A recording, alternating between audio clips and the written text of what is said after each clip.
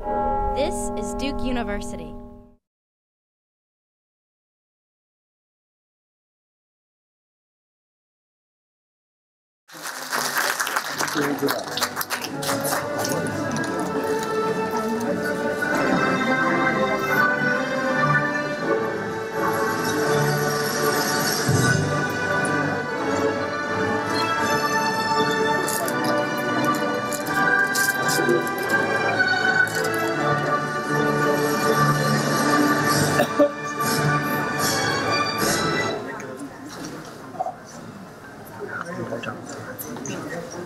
Ladies and gentlemen, I ask that you please rise.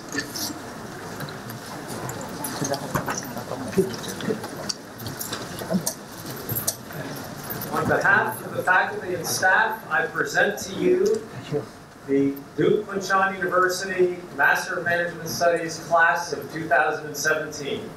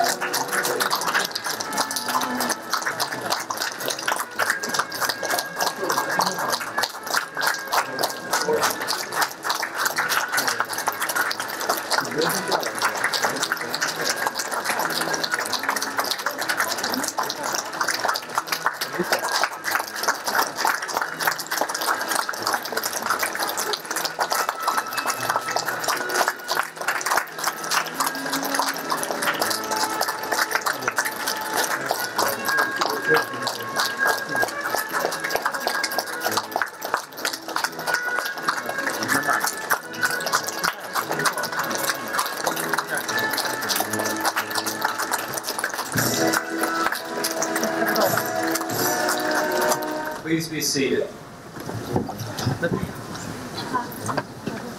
Every day at Duke Kunshan University is a day of great promise and full of potential. Today is a day in which that promise and potential is fulfilled. I'm so happy for all the graduates sitting in front of me to allow us to come together and celebrate your great achievement. I'm so happy that we have friends and family with us today of this great achievement. I'm so happy to have faculty and staff join us as well. In particular, to have Chancellor Buehler here, Executive Vice Chancellor Simon, a very special and distinguished guest, President Broadhead from Duke University, and of course, our guest speaker, who I'll be introducing later, Chip. With that, I'm so pleased that we have this incredible group of students who have done so much and broken ground in so many ways to create a path to the future. And we saw some of that future today just before this ceremony, the signing ceremony announcing Phase 2 of Duke Kunshan University.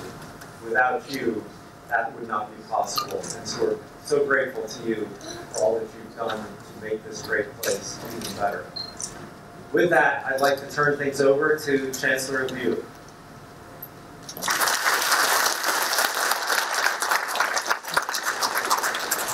Dear students, good afternoon. First, please accept my congratulations on your graduation from the DKU MMS program. In many ways, you made a truly wonderful class. The students is very diverse cultural backgrounds. Since you came to DKU campus last fall, I have heard so many good things about you from faculty and staff. 1 year ago, you decided to challenge yourself by joining the DKU MMS program, which is a very intensive and rigorous. In the past 10 months, you studied very hard and played also very hard. This breeds passion and commitment. For excellence, you have helped DKU become a better university. And I hope DKU also has made you a better person. We are very proud of you, and you should all be very proud of yourself. Today, we mix the feeling of reluctance and excitement. We are seeing you off to a new chapter of life. At this moment of passion, I want to say a few words as farewell wishes. First, I hope you will always remember that you are alumni of both Duke University and Duke Kunshan University. We firmly believe that Duke and DKU will be proud of your outstanding achievements in whatever sectors you choose to serve the society. Second, I hope you will always remember DKU expected you to become pillars and backbones of your country and the citizens of the world. Following the principle of seeking truth and justice, serving nations and societies, I would like to quote two sentences in Chinese ancient classics, 周易 and 老子, as my expectations for you. In Chinese, 厚德载物，上善若水. You should always have a mind as broad as the earth that carries all kinds of things and make them prosperous. You should have the spirit and the spirit of rivers that nurtures all kinds of lives and never stop running forward. Lastly, I hope you will always remember DKU expects you to become global citizen with your own national culture roots and spirits, to respect, understand, appreciate, and tolerate different cultures, to have cross-cultures perspectives, to devote yourself to peace and development of the world, whole world. Farewell, dear students, we look forward to hear good news from you. DKU will always be your home. Please come back over. Thank you.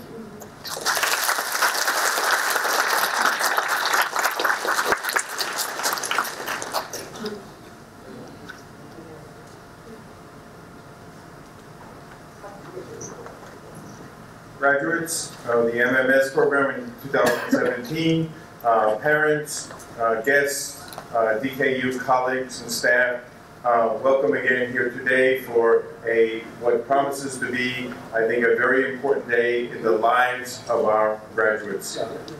We are about to enter a period in the world in which there's great uncertainty. And that uncertainty poses many, many challenges for young people. But it's also an opportunity.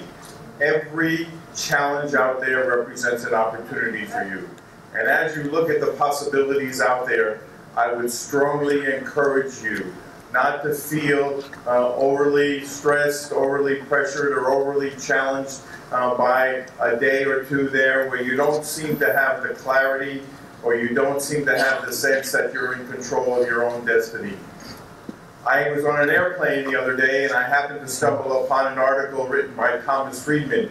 Thomas Friedman, some of you may know, is the author of the book, The World is Flat, in which he began to talk about the impact of globalization. And in this article, Thomas Friedman makes the statement that the days are long gone when a student can go to university and hope that what they learn, whether it's in a 4-year program or a 2-year program, that knowledge can provide the fuel to carry them for the next 30 or 40 years in their job. That what we have to begin to think about is not what you want to be, but how are you going to make the transitions with the various changes that you're about to experience as you enter the workforce and begin to live the lives that you hope to achieve for yourselves and for your families. I think Thomas Friedman has stumbled upon something that is very fundamental to the fact that we're in a university that is a new university, and that you happen to have entered a program at a new university that seems to grasp that we are at the sort of a new tipping point in the way we educate our people. And I hope and I think, based on what I understand that you, the classes you sat through, the lectures that you've heard, the knowledge that you've gained by being here, that you all will become people who not only will be able to take jobs of today and tomorrow, but I hope some of you will begin to think about how you will define the jobs of the future. And in the same way that people who work today in Google or Amazon are people who probably never expected to work in companies with those kinds of names, with those kinds of functions, and live in a world where e-commerce and smartphones and computer power was all taken for granted. And we don't know yet what technologies are going to become the new dominant platforms for you. We don't know what tools are going to be the tools that you will be able to take advantage of. But I believe that many of you in this class will be part of the group of people that defines that new frontier, that basically sets the tone for what the future will look like. And in doing so, I also hope that you'll understand with that opportunity to create and shape the future, you will also have with you the responsibility for making sure that that future is responsive to all people from all walks of life, and that you will take heed that however lucky or fortunate that you are as you walk ahead into the future, that there will also be others standing by you who have great need. And I hope that you will turn to your left and turn to your right every once in a while and make sure that you pay attention to them as well as you march into the future. So we're at, as I said, an important point. And I hope as you leave here today and you march forward from DKU, you will begin to think about how you can make your impact on the world. There's a saying in Hebrew, it says, tikon olam.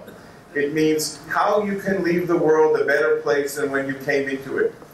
I think that's the responsibility that each of you share as you go out of this university and enter the lives that you hopefully define as good lives into the future. So I wish you the best. I wish you congratulations. And along with Chancellor Leo, let me reiterate the invitation that you are all part of the DKU family, that we hope that you will not miss a chance to come here, if only to share your experiences with the next groups of students that come through DKU, if only to tell your professors that they actually did some good and they actually taught you something that actually was useful, and most important, to become long-term friends of DKU. Because as a new young university, we hope that our initial alumni, the first 3, 4, 5-year classes, will become the bedrock of a long-term alumni cohort that will not only support DKU, but that will lend a hand as we need to go forward in the coming years. So I thank you very much for taking the chance to come to DKU, and I thank you and wish you the best of luck in your new endeavors. Have a great day today and enjoy the experience of being fresh graduates. Thank you.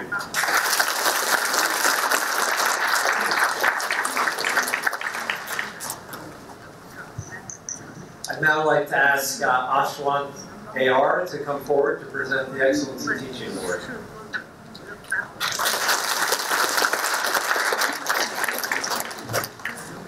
Thank you, Bill. First and foremost, congratulations, guys. We're all graduates now. It's been my privilege that I got to share the most amazing adventure of my life with you guys and experience two very diverse cultures together as a class. Back in July 2016, a bunch of excited, like-minded, and yet unique individuals gathered in Durham. Some just out of undergrad, and some a little more familiar with the real-world experience. But every single person seated here with the potential and aspiration to achieve greatness. Fast forward 10 months, and here we are, the MMS DKU class of 2017. All set to graduate. I'd like to thank all the dignitaries, parents, and guests who have made it here to be a part of this special occasion. In India, we have a famous saying which goes something like this: Mata, Pita, Guru, Deva, which translates to the most important people in our lives are our mother, father, teacher, and God in that specific order. So, I'd like to first thank all our parents without whom we all wouldn't be sitting here today, and it is their continuous love and support that made us who we are, who we will be. 我的中文不好，请见谅。我想跟现在做所有的父母没有你们的支持和爱护，我们不可能成为我们过去、现在和未来的样子。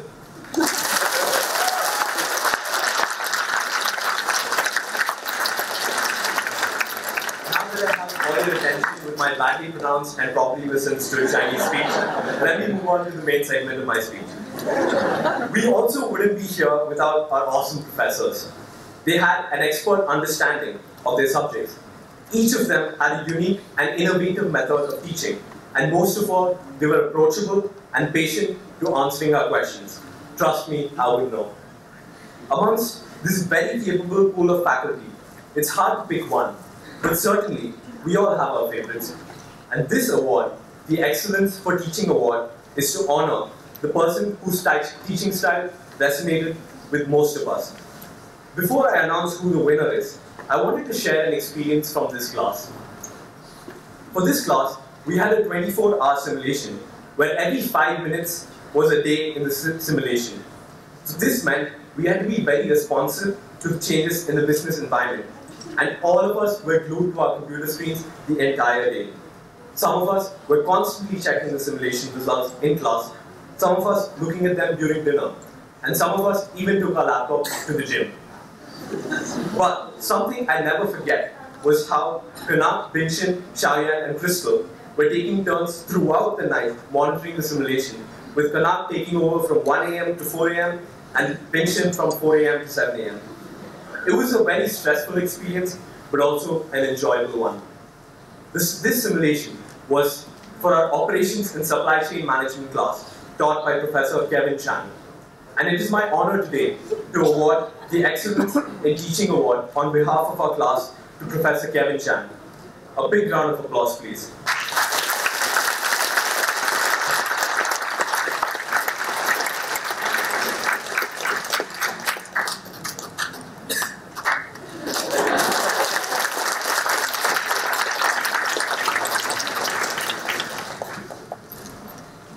I'm obviously not Professor Kevin Shaw.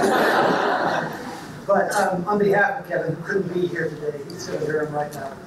He very much wanted to come and accept the award. He had a great deal to say about his class. So I'm going to go ahead and pass on his thanks to you, as well as his congratulations on the job well done. So thank you very much, class of 2017.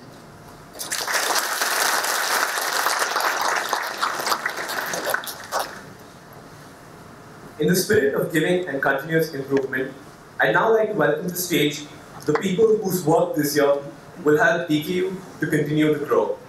Please welcome our class gift ambassadors, Ni Bingshin, Aileen Zaldivar Romero, Nikolai Sharanov, and Ye Shinman.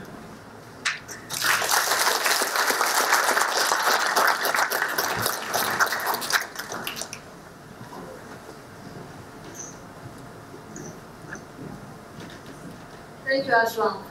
On behalf of our class of 2017, we would like to present this check to Chancellor Jing Liu to show our support for Duke Kunshan University.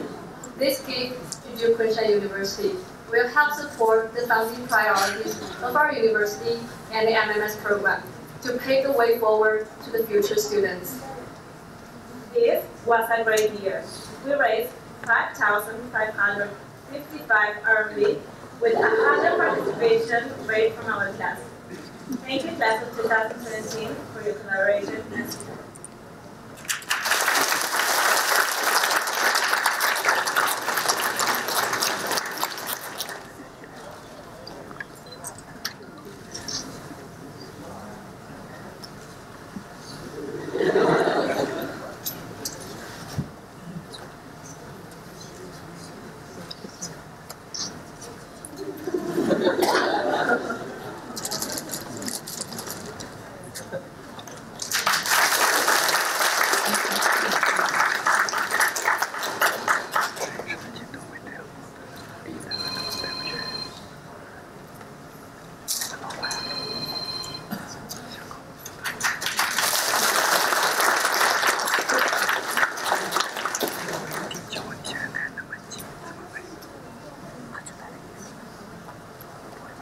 Now, I'd like to introduce our student speaker, Abby Chen.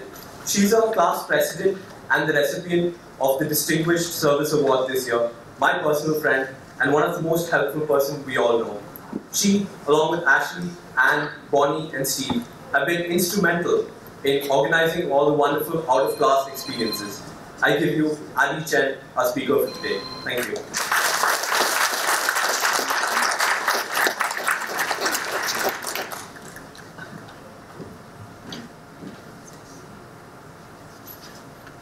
Good afternoon, my fellow classmates, faculty, staff, family, and friends. I have one question I would like to ask for all of you. What is Team Fuqua? I'm sure we all did a lot of research on this while working on our application essays, but at least I personally did not fully understand and appreciate the meaning of Team Fuqua until now. Team Fuqua is what my classmates offered to help me case, and that's how I turned from someone who had never heard of a case interview back in July to someone who actually survived my interviews in September. Team Fuqua is when the Chinese students invited the non-Chinese students over for hot pot, and the American students took everyone to Shiro's.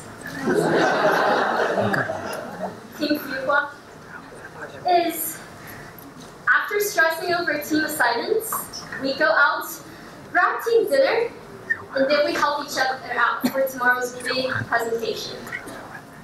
Now looking back, even the occasional arguments in our teams, they're not bittersweet memories. They help to bond us. Team Fuqua is us. As soon-to-be alumni, I encourage each and every one of us to stay in touch and pay it forward to the Fuqua family and the Duke community. Come back to Durham to see how the new MQM program is doing. Come back to the DKU campus to see how the new undergraduate program shapes the campus. We have all been defined by our experiences here at MMS DKU. And each one of us has helped define the culture and the future of this young program. Despite the differences in our backgrounds, goals, and career paths, we all share one thing in common. we're all part of Team Fuqua. We have all stayed up until 2 a.m. to work on that hard team assignment. We have all been lifted up the formidable wall during triangle training. And we have all lived together in the DKU dorm and shared takeouts together. Everyone has gained so much from the past 10 months. Whether it's new friends, knowledge, or some extra weight. Of course, except for Canuck. And here we are at a graduation ceremony. Believe it or not, we have survived all of our cases, projects, and exams. The past 2 months are just one chapter in our life, and the next chapter is about to begin. Class of 2017, we have just begun. Go Duke, and go fight, win. Thank you.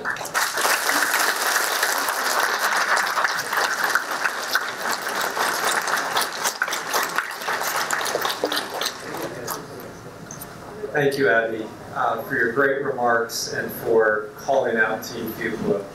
I'll just add that the Team Fuqua is looking out for the people that will follow you, who will be a part of this community in the future. I'm so grateful to all of you for 100% participation. A week ago, when your cohort that you left behind graduated, they too had 100% participation. You're all a part of that same team. Thank you so much. So now I have the great pleasure of introducing our commencement speaker. And I have to tell you that choosing a commencement speaker is no easy task. The standards are very high in terms of what we expect from the speaker.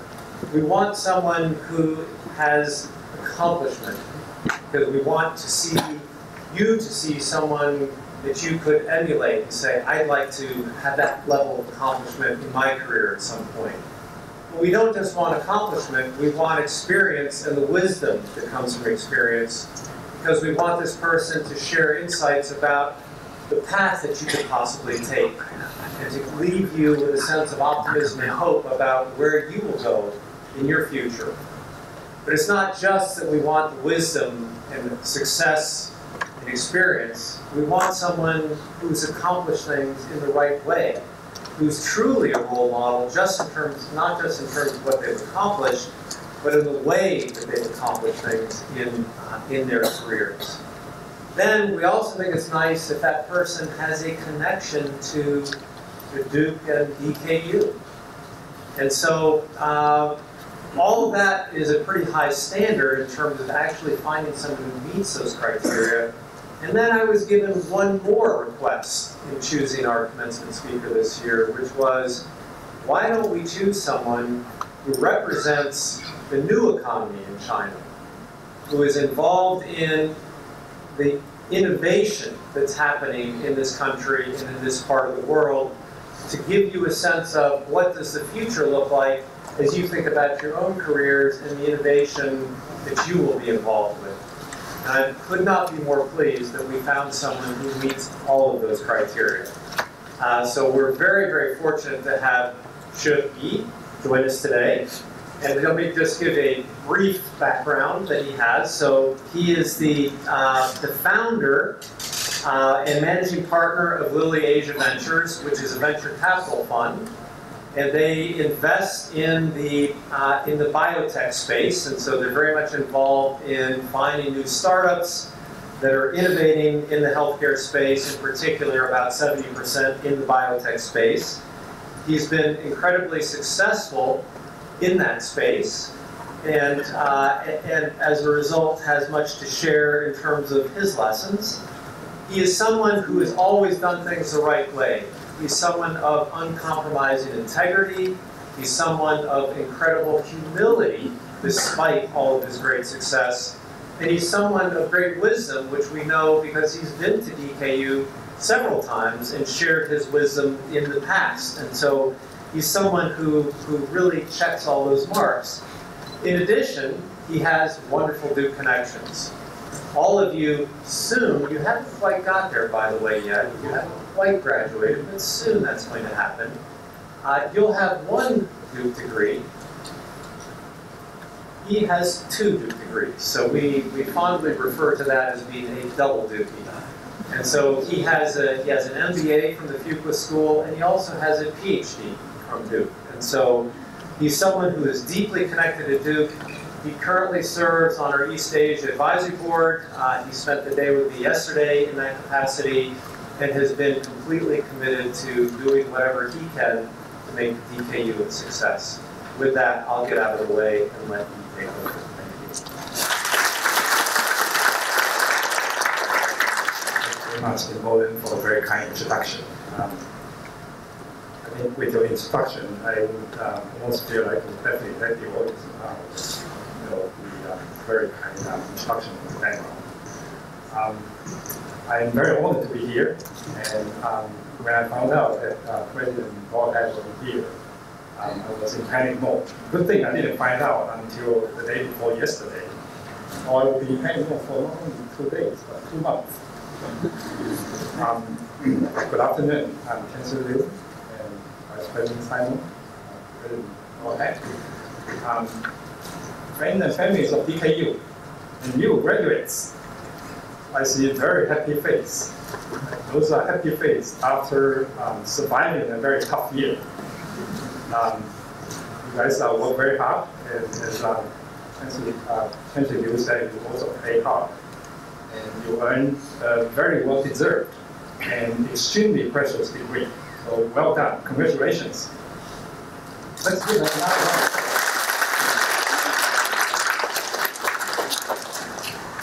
When Dean Bolden asked me to serve as this year's speaker, I immediately said yes. And then I went on the internet to find out what commencement speaking is about.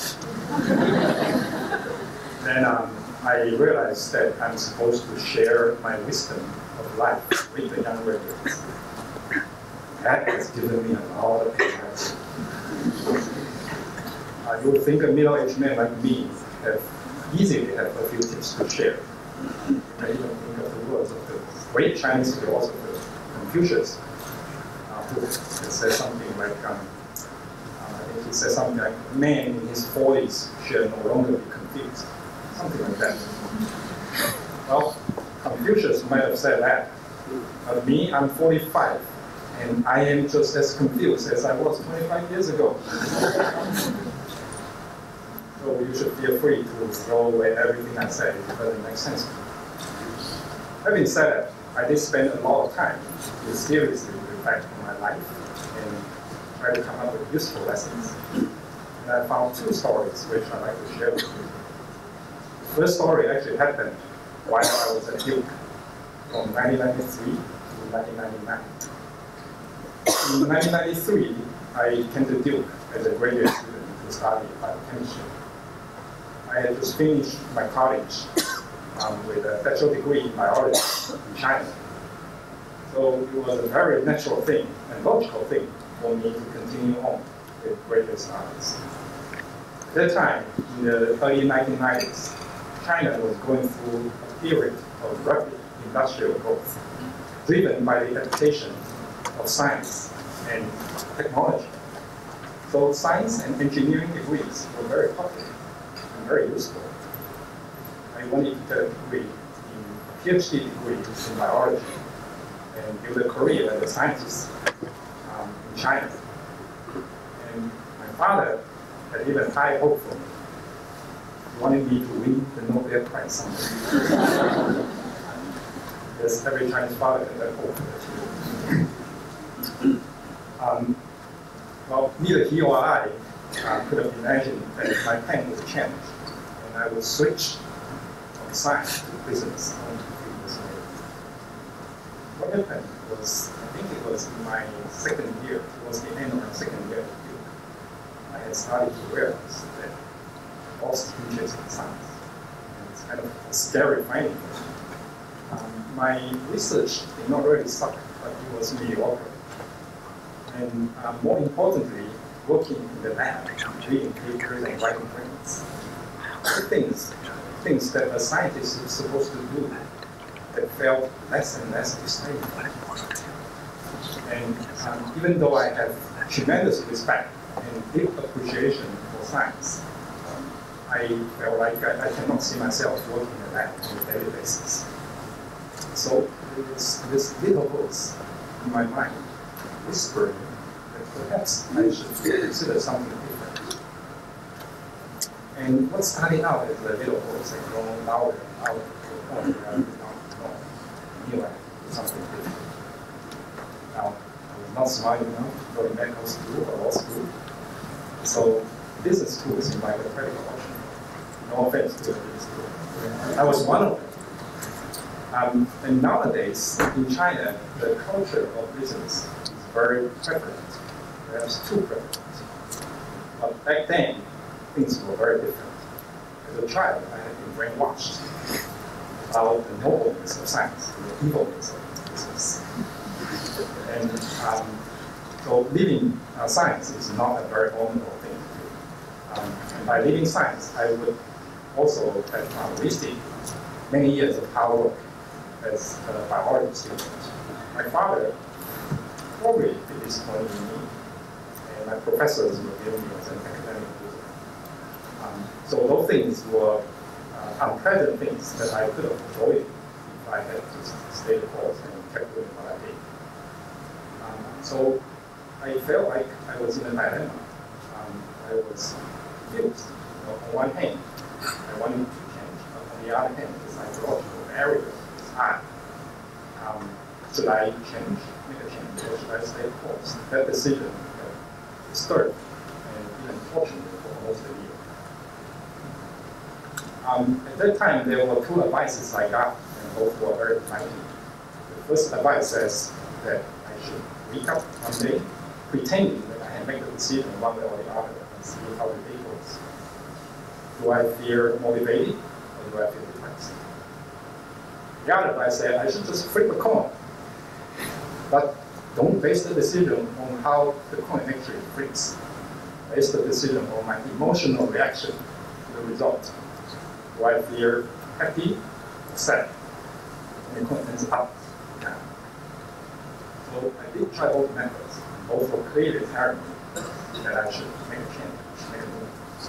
So I decided to follow my intuition. And I ended up going to business school, Fuqua School of Business, to get my MBA immediately after I completed my PhD work. And I had a mentor working in the lab again to this day. Now, the decision of leaving science may not have pleased my father or my professors, but it was a decision really from the bottom of my heart. And frankly, it was one of the best decisions I ever made early in my life. Had I stayed the course and continued to work in the lab and resisted my inner voice, I think I'd probably be miserable now. The context of this story may be out of date. It was 20 years ago. But I share this personal story with you because you too will be facing career decisions someday. And those will be tough decisions. Don't make a decision to please other people. Make a decision that follow your own heart and your intuition. This may take some courage, but as long as you stay true to yourself, you will not regret when you look back many years later. And that was my first story. I hope there's no science student in the audience.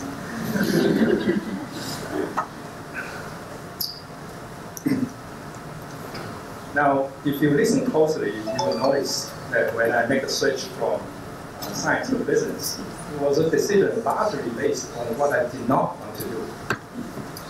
I did not want to get up every day and go to work in the lab. That was it. I didn't really know what I wanted to do in business. I figured the business world is big enough that I should be able to find what I like to do someday, eventually. And I did eventually, but it took a while. It took almost 10 years. And that's the second story I can share with you. You've probably heard that majority of business students change their jobs within 2 years of graduation. So don't be surprised if that happened to you. Well, in my case, I actually changed jobs twice. My first job out of business school was management consulting, which is a very popular option. But I hated it. It it's not for me. I was not put on a real project, and I was not learning anything on the job. So I quit within a year and joined an internet startup company in China as vice president of sales and marketing. Now, despite the big title, I was basically a 28-year-old kid managing a group of even younger kids who just got out of college or dropped out of college. That was what happened when you joined an internet company. The job was filled with entrepreneurship and it was full of fun, and I liked it a lot. But there was one little problem. I think it was in 1999. We were in the middle of an internet project that was getting bigger and bigger. And a year later, the bubble busted, and our company was virtually out of business. So within 2 years of business school, I found myself looking for a job again. And my third job was with a company called Eli Lilly, which is a global pharmaceutical company, where I ended up working for 10 years. My early years at Lilly were very tough. I was not given enough work to do. I did not have enough work to do. And my work was not even a priority to the company. And so I felt like I was nobody. In fact, I did not get promotion, single promotion within the first 4 years. And to this day, I still remember some afternoons I was sitting in a very small, quiet cubicle, nothing to do and getting ready for work, waiting for 5 p.m. to come so I could pick up my kids from kindergarten and go home. So it was a tough time, and I felt like I was not passionate about the work, and I could not see the light at the end of the tunnel. Now, even though I was distressed, I did not give up hope. Intuitively, I know I have to find what I like to do. So I went to my bosses and asked for more work to do, which kind of surprised them, because most associates understand how easy they work. I also asked to work on cross-functional project, which gives me exposure to different things, so I can find out what I'm good at and what I like. And in those very boring afternoons that I mentioned, I actually ended up staying on the internet and did a lot of readings on industry news reports. I also did a lot of networking, which is not easy for me as an introvert. I read a book called Never Eat Lunch Alone. I have long forgotten the content of the book, but the title just stick in my mind even to this day. And I did literally what it says. I just set up lunch with everybody, including some senior executives and me. I figured, well, the executives have to eat lunch anyway, and they probably don't mind eating lunch with someone. But it was the perfect time for me to learn about where are the new opportunities in new companies. Abraham Lincoln once said, I will prepare, and someday my chance will come. Luckily for me, my chance did come. I think it was almost around 6 to 7 years after I was graduated.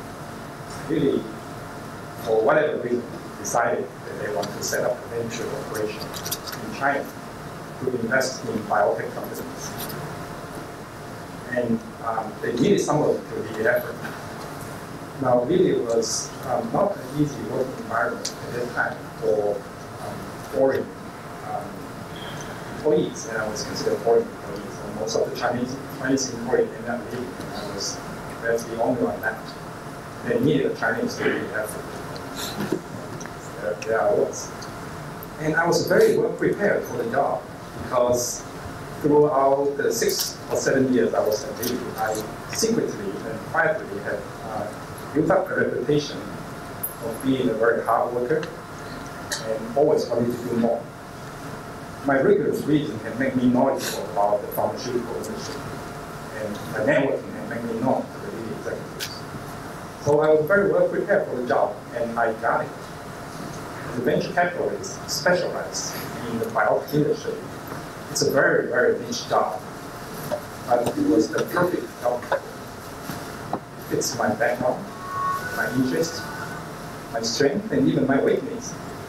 And seeing my investment turning into medical products that help people live longer and live healthier is extremely meaningful to me and extremely fulfilling.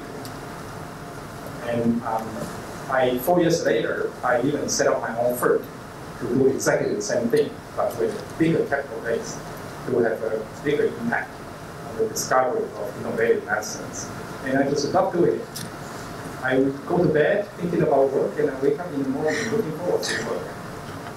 Even to this day, I enjoy every bit of the job, and I feel very lucky. I feel it's worth every bit of the struggling and the preparing for the many years before I got it. Now, I share this story with you to let you know that it is extremely important to find the work that you are passionate about. And if you don't find it already, don't give up. You need to keep searching and keep preparing yourself for it. You know, the other day I read a statistics that says 1/3 of human life is spent on work. Think about it.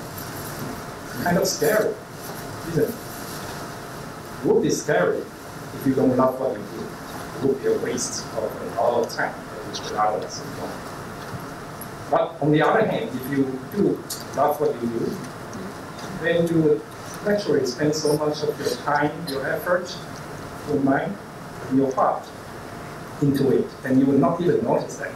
But you will just keep doing that day in and day out. And after several years, I guarantee you, you will be very good at what you are doing. And then everything else just follow naturally. You know, things like career, reputation, excellence, success, and yes, money. Business students should not be afraid of talking money, and the tuition you are paying to pay you, better be talking about money, making money. So I know there are 48 graduates here. Some of you already have a job lined up already. Some of you may still be looking. Regardless of your status at this particular moment, I know your plan will change many times in the next 10 years. It's normal. In fact, it's good. It's your time to explore, to take risk, and to find what you really like to do. In the next 10 years, you will have some hard times and you will struggle. Because the world is complicated. And also because you probably would not have found your passion immediately. But don't give up and don't compromise. Move on if you don't know what you do. Be honest with yourself. Pursue not what others want you to do, but what you yourself want to do. Find your passion, do what you love, and you will be the best of whatever you do. Thank you. Good luck.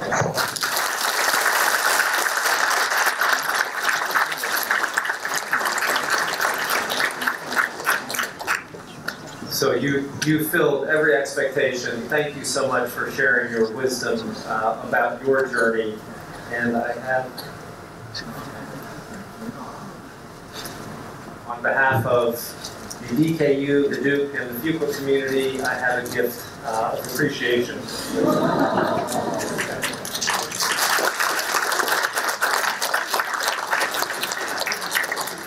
I have wrapped it for you already. Sorry. Okay, I now ask that Patrick Morton come forward to begin the recognition of the graduates.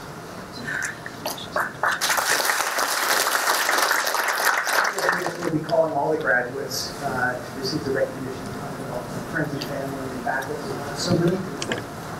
For those of you in the audience who may not know, the quality of the work of this class has been so outstanding, consistent reports from faculty from start to finish about how great this class is been. Outside sources have also been enthusiastic in praising it. Just recently, we had a team that won L'Oreal Brandstorm for China, went to the regional championship in Asia, and is now on the way to Paris in June. So this is an outstanding group of people. I've worked with them myself in the class and can attest to that. We did some consulting projects. We had one company that can lead an internal meeting to review the work of our MMS students. So I think that this is a group that really, as a group, really deserves recognition. That said, there's always some students that really distinguish themselves as outstanding among a group of outstanding students. And so I'd like to acknowledge the Fuqua scholars. Now, every year we designate about 10% of the class as Fuqua scholars. They're noted in the program. And I'm going to read their names in alphabetical order now. But I'd like, and as I do, I'd like to have each of them stand. And for those of you in the audience, if I could get you to hold your applause until they've all been, they're all standing, and then we can recognize them as a group. So first, Wu Xiaoyuan. Xi Zhang Bo. Xiao Zhi.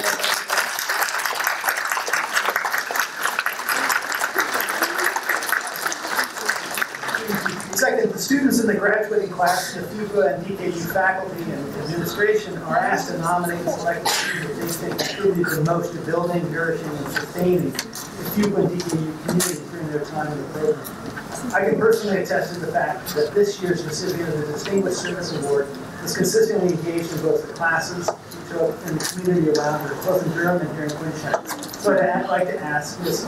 Yu Navitan to please stand and receive our recognition.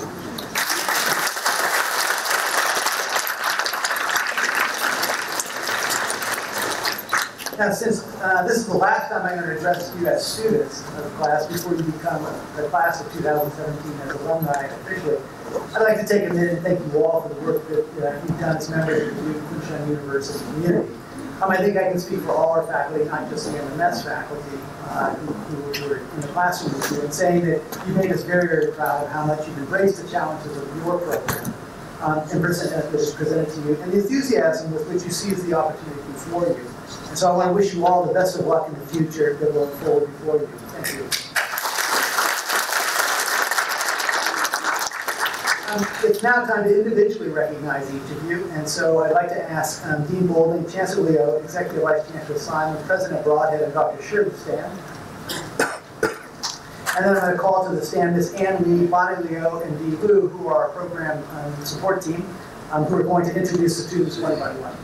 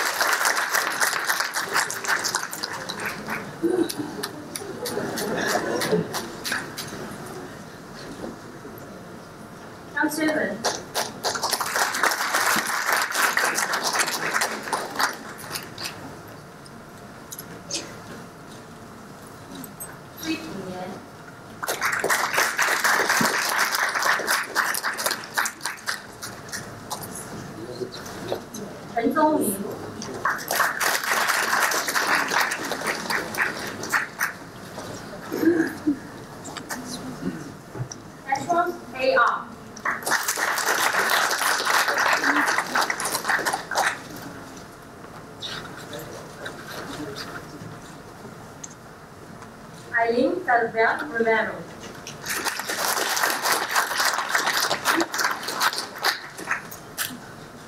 Ye Xingman.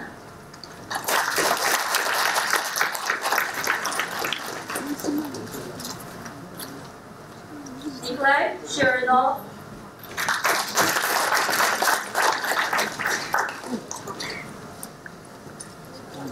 Ni Bingxin.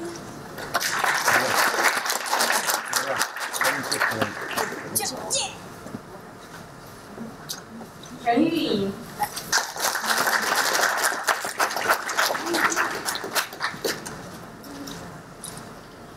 杜德全。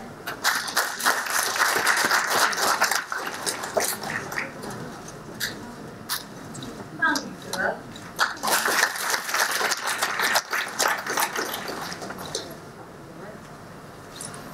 B.B. Janet Fleming。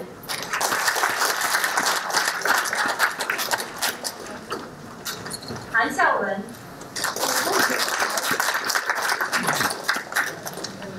韩雨思。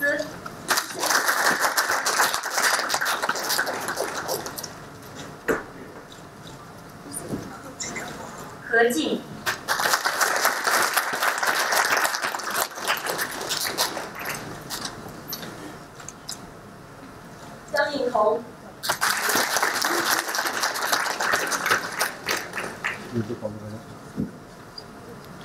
贾梦怡。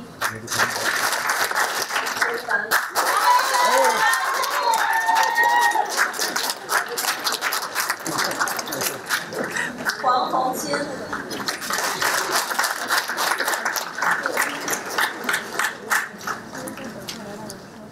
吴凯怡。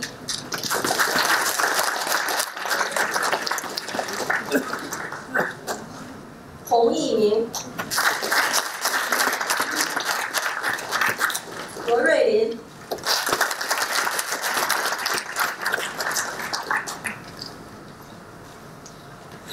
李静文。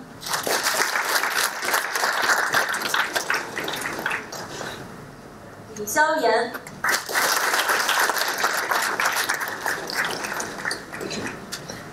李新凯。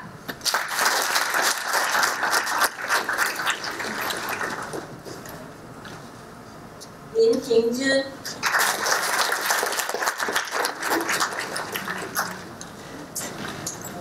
林夕。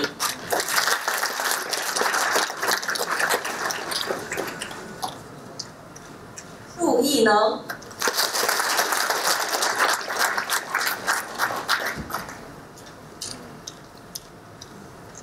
严家和。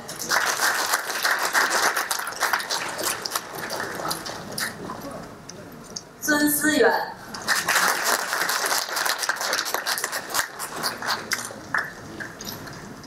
饶月。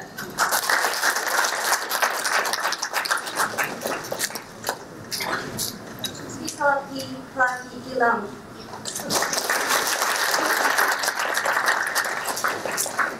Audrey Sarah Parenting.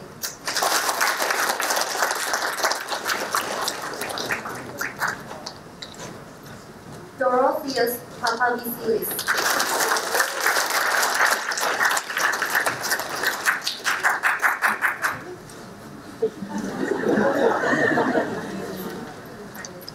Kanat Jugo Pasari.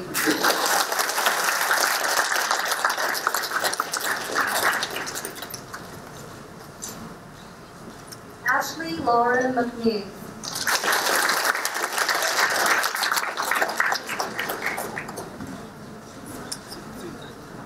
Zhou Xinya.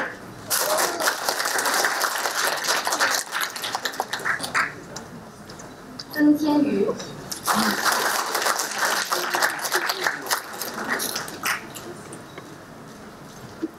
Yao Zhiyi.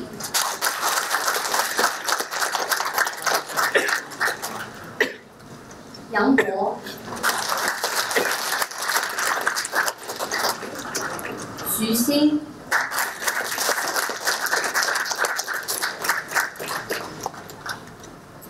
Xu Jiacheng.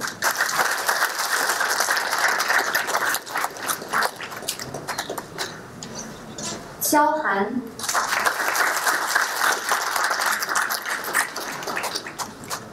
Wu Xiaoyuan.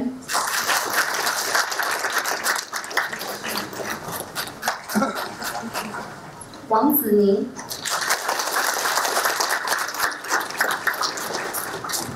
Wang Jinhun.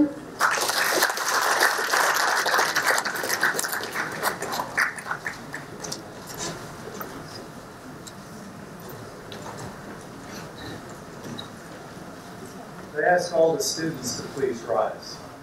Please join me in congratulating the graduates of the MMS DKU class of 2010.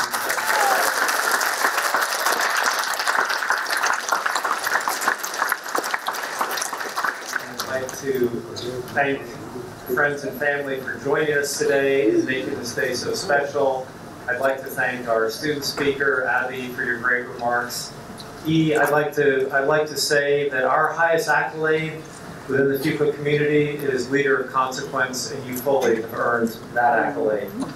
I would also like to call special attention to President Broadhead.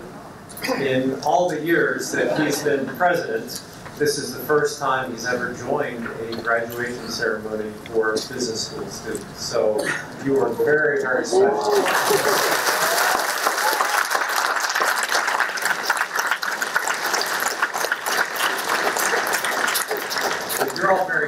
but I'd like to also say that President Broadhead is an extremely special individual.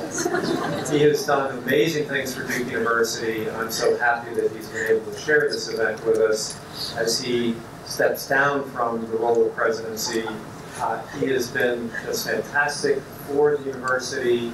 Without his vision, without his commitment to DKU, we would not be here today, and we would not have the great future for the university that we now have. And I'll just add personally, he's been a joy to work with, an incredible inspiration, and a wonderful mentor. So thank you, President Broadhead, for joining us today.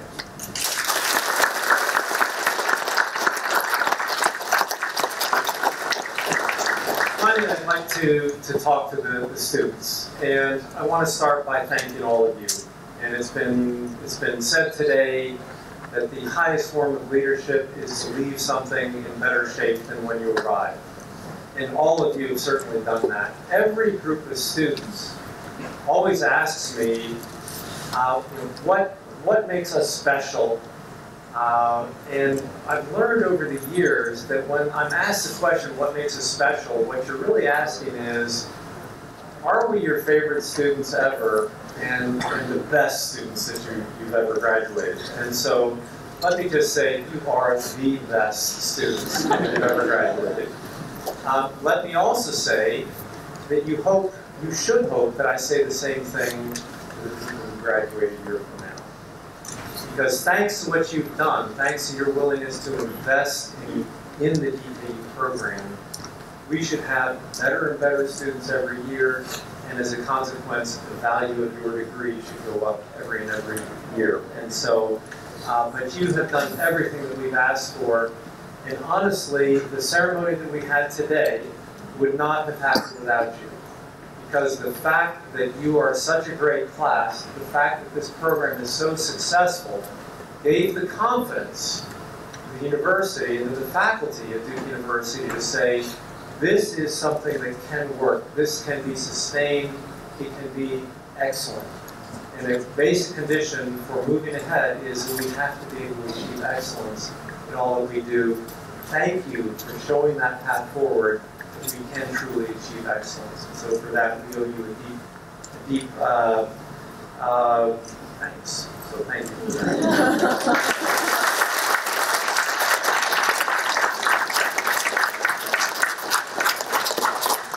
Having thanked you, I now want to make some requests of you.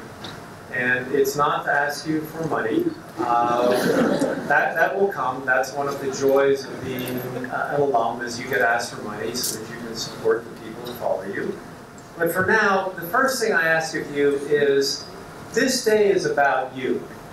And this day is about celebrating what you've accomplished together as a class, and so your natural inclination will be to soak up every last minute with your classmates and enjoy this journey that you've had together and to thank each other.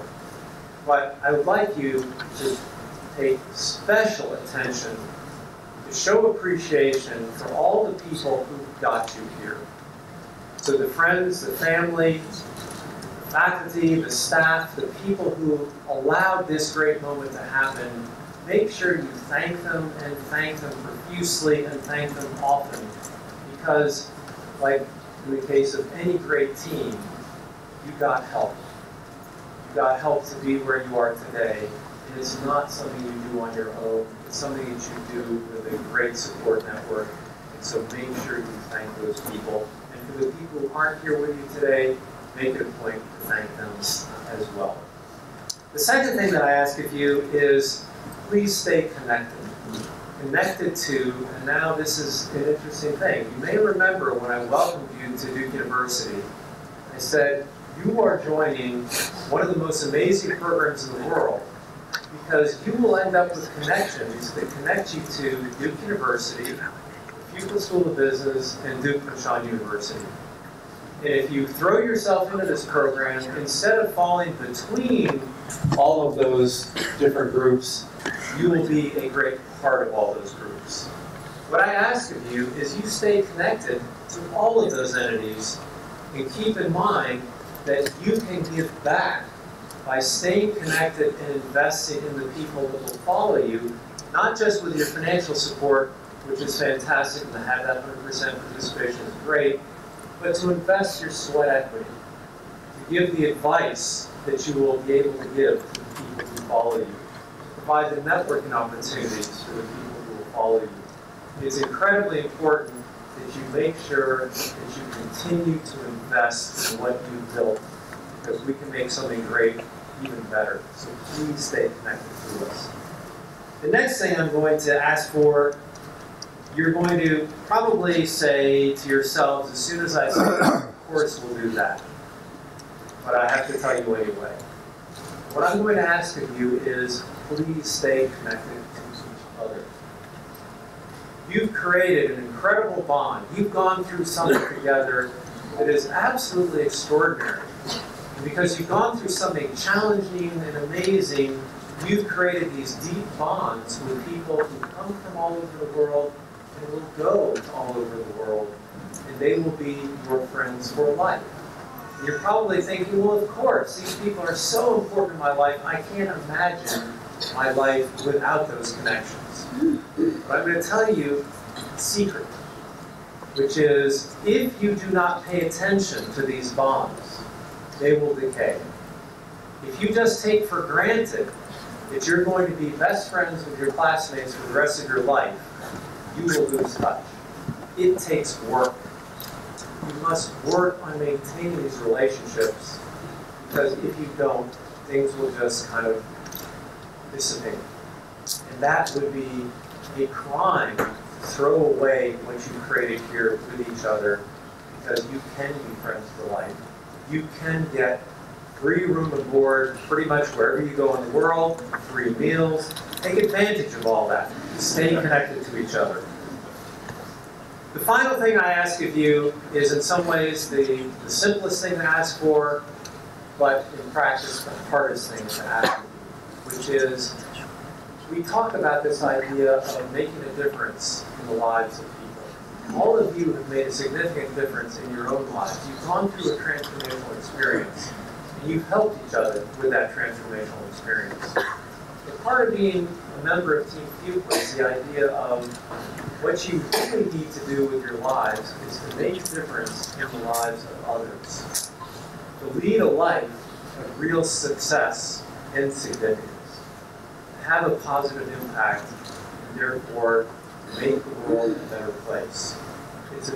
It's just an enormous ask to make of you, but remember, we have a saying as a part of Team Fuqua, which is, your success is our success. And so what I wish of all of you is enormous success in making the world a better place. Thank you all so much.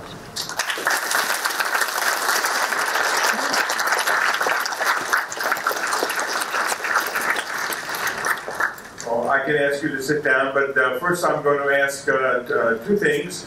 First, I want us to take 1 minute to pay special thanks to the staff of the MMS program. And I'd like them to all stand up, please. Patrick and Bonnie and Anna.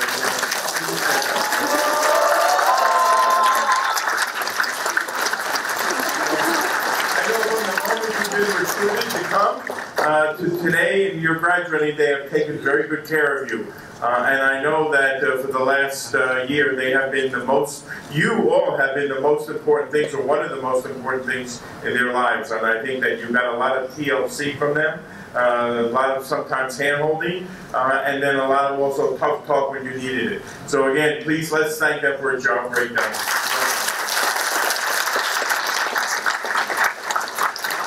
So, second is we're going to have a reception that's going to be up on the second floor in the ballroom, and we're going to have a dinner up there. So following this event, you are all invited to those events. But in order to maintain some orderly departure, I'm going to ask all of the guests please to remain seated. And first the faculty on stage will depart.